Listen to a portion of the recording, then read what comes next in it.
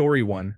When my best friend had a crisis at 2 a.m., instead of giving her wine and watching romantic comedies, I made her a budget spreadsheet and helped her plan.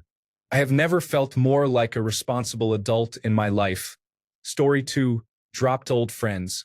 Found new hobbies beyond only smoking marijuana with my old buddies.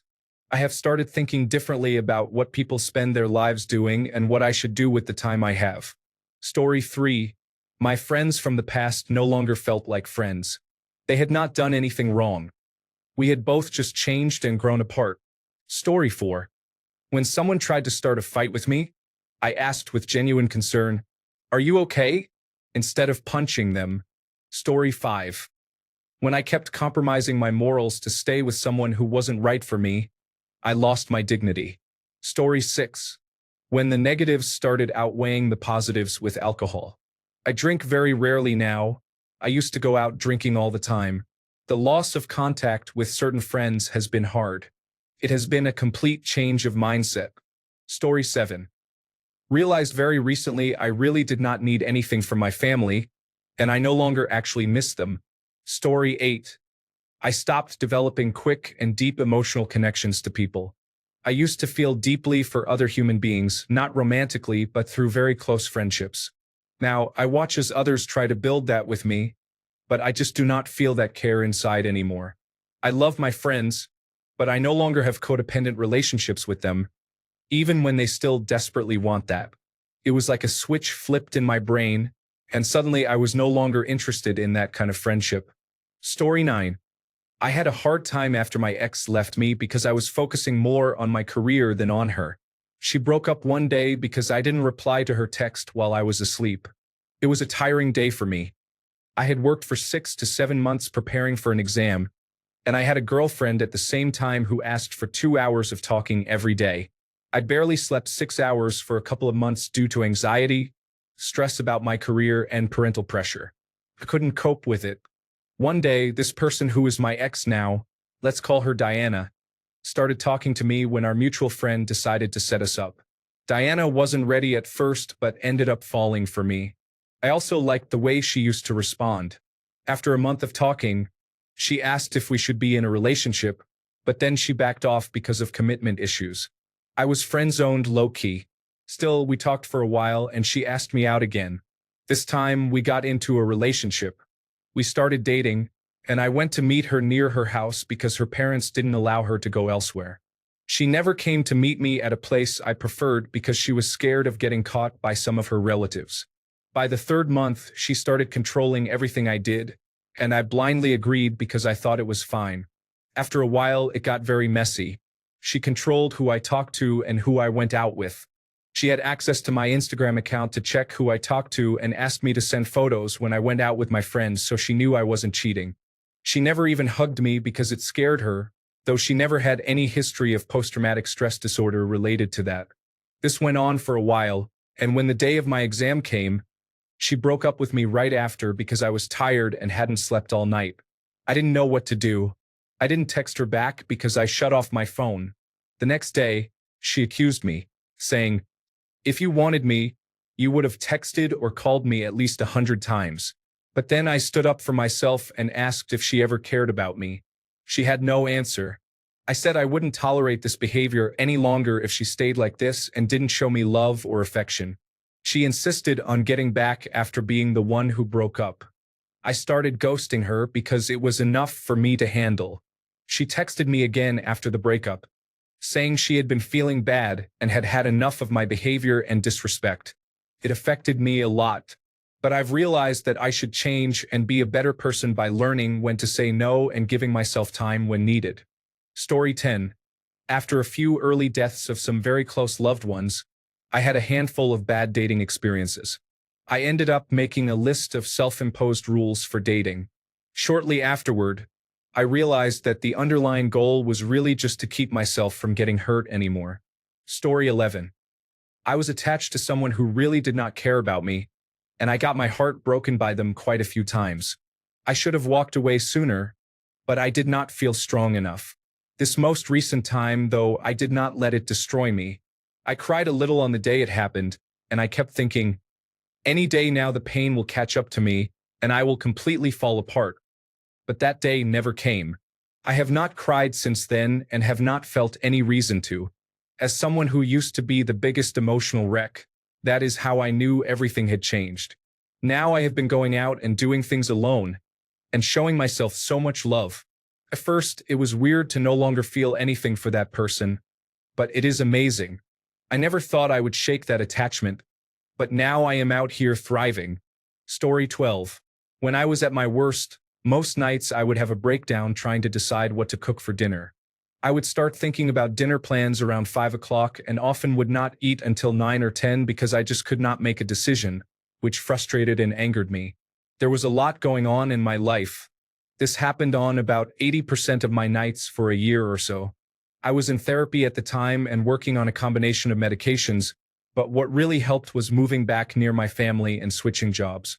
After living in my current house for a few months, I realized one night that many of the things that used to cause me to break down now seemed easy. I still have tough days, but I am no longer in tears because I cannot decide what I want to cook for dinner. Story 13. 19-year-old. After people I cared about were in a bad accident, my brother-in-law died. I realized that life is too short. I decided to make the best out of my life, to be an honest and good person. I have done so ever since. Story 14. When he went to another country, we did not speak for a long time, even though we were best friends.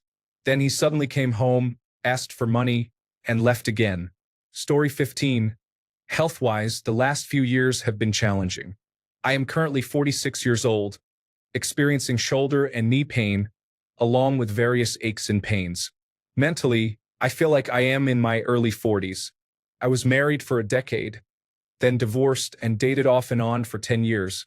I became tired of the dating games and nonsense involved. I chose to focus on my career, hobbies, house projects, and spending time with my animals. Another significant change occurred when my mom passed away this past October.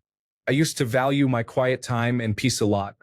As I age, I realize how important family times over holidays were, as well as seeing people age and pass away. My mom's death from cancer hit me hard. My dad is not doing well either, suffering from Alzheimer's disease and dementia.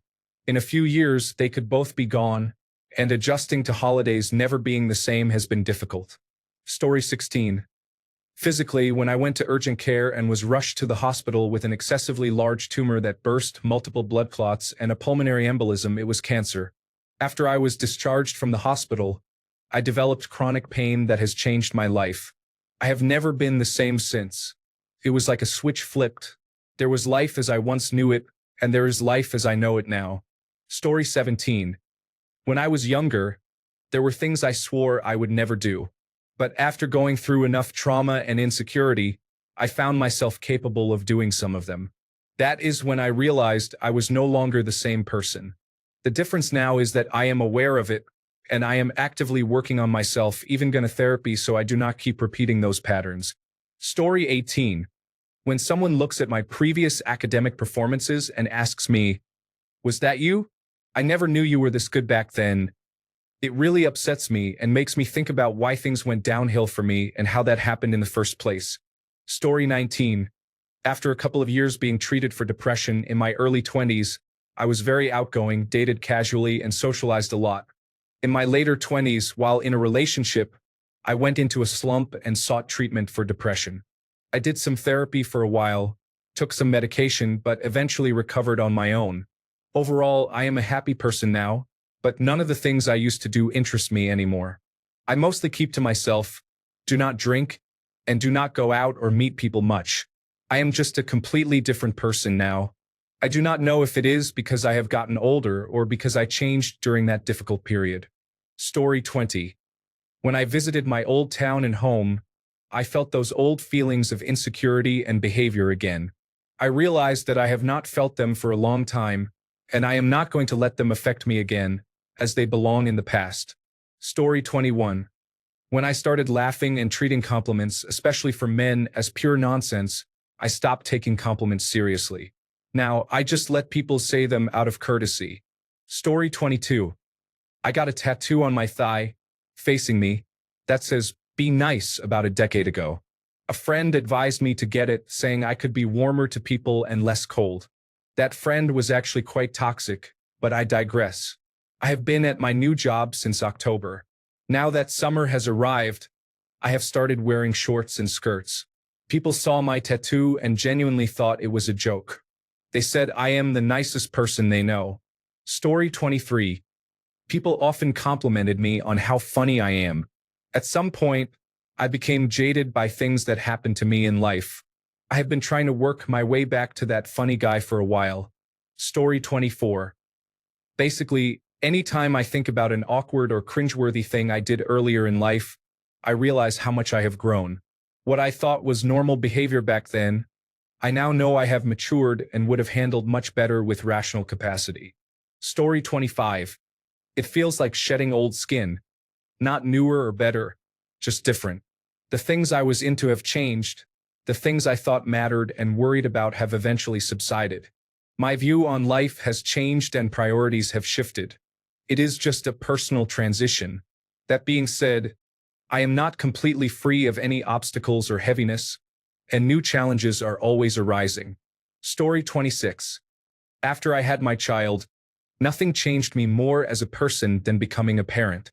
As the childbearer, it actually changes your brain chemistry too. I will never be the same person I once was, and thank God for that. Story 27.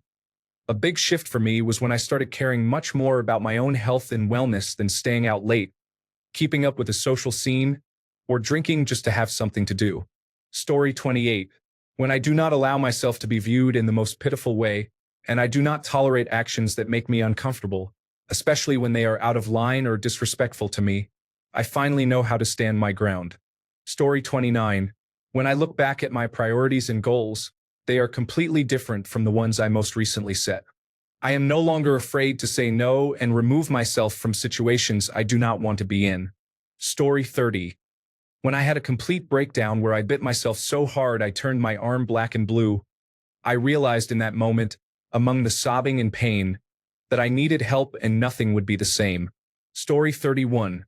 Before the pandemic, I said yes to every social invitation I could reasonably accept. Since 2022, I have focused on a clear set of social activities and relationships that I truly enjoy, declining everything else. Part of this is a diminished social battery. Another part is that there were many activities and people I did not miss at all during the pandemic, alongside many I did miss, and I do not see the point in restarting those. I have more time for what matters now, though it is definitely a change in me.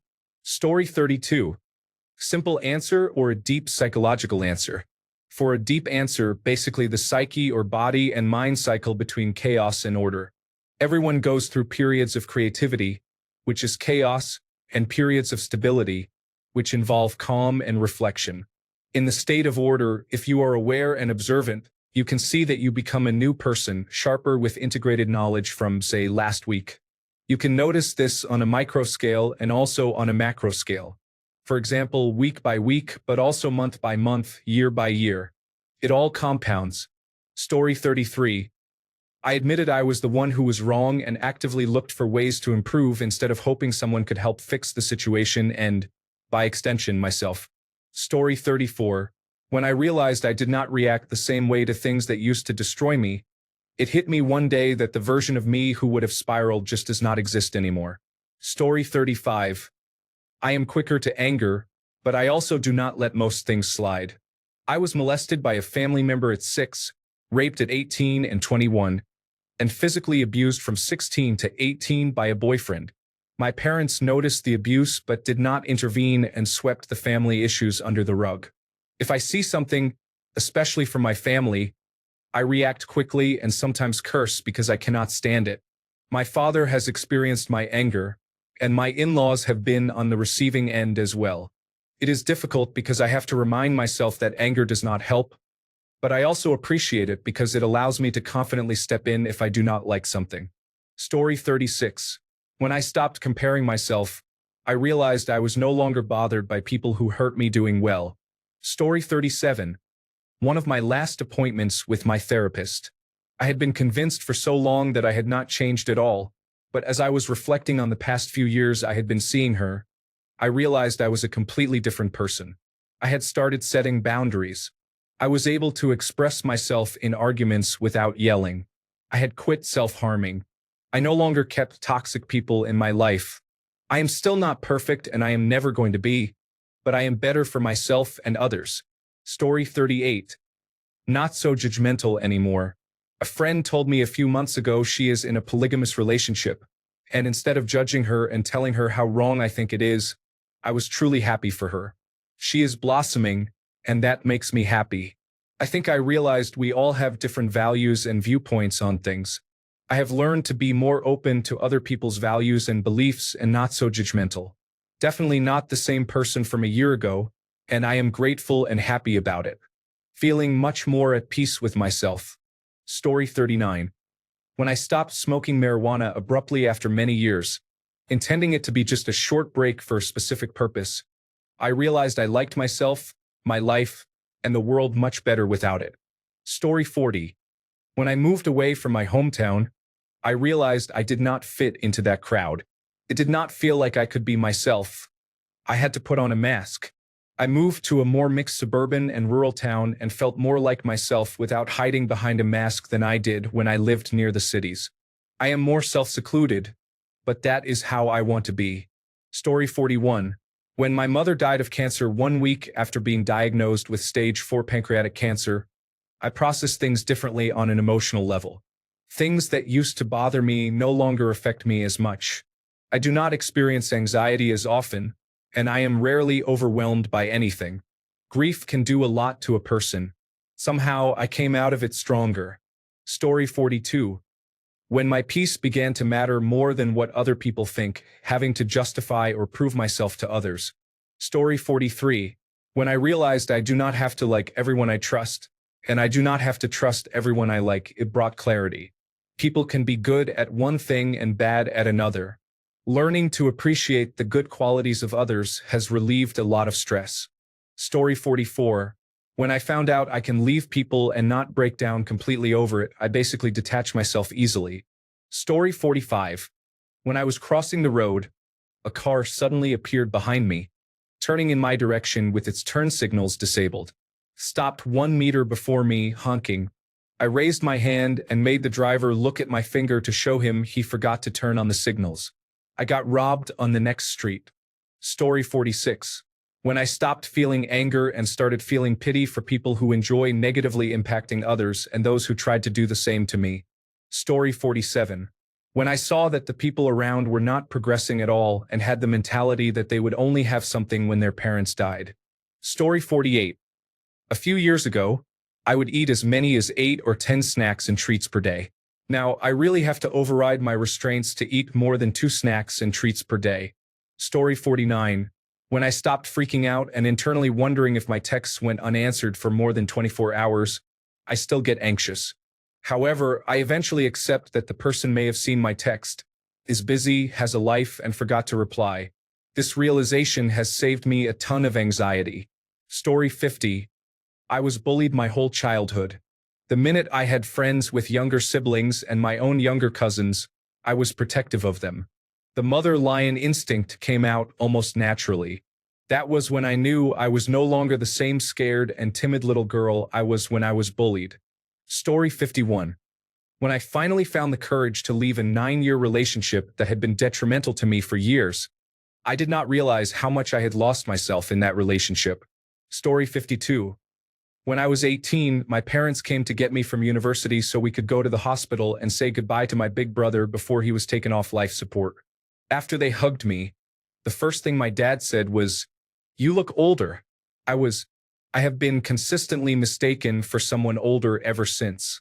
It is only now, at 40, that this has started to even out. Story 53.